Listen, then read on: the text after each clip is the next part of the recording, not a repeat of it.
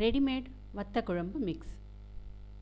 தேவையான பொருட்கள்: கத்திரிக்காய், சுண்டைக்காய், மணத்தக்காளி இவற்றில் ஏதேனும் ஒரு வற்றல் 1 டேபிள் ஸ்பூன், மஞ்சள் தூள் சிறிதளவு, எண்ணெய், உப்பு தேவையான அளவு.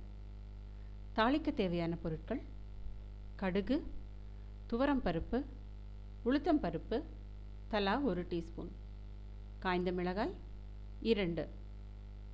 வறுத்து பொடித்து கொள்ள தேவையான பொருட்கள்: கடலைப்பருப்பு, தனியா தலா 1 டேபிள் ஸ்பூன், வெந்தயம் 1 டீஸ்பூன், காய்ந்த மிளகாய் 7, வெயிலில் நன்றாக காய வைத்த புளி நெல்லிக்காய் அளவு, பெருங்காயத்தூள், எண்ணெய் சிறிதளவு.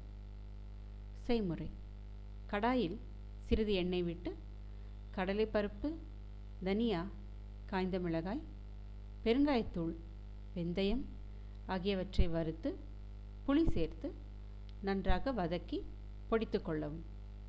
கடாயில் எண்ணெய் விட்டு தாளிக்கும் பொருட்கள் மற்றும் வற்றலை சேர்த்து வறுக்கவும். இதை அரைத்து வைத்திருக்கும் பொடியுடன் சேர்த்து மஞ்சள் தூள் போட்டு எல்லாவற்றையும் ஒன்றாக கலந்து வைக்கவும்.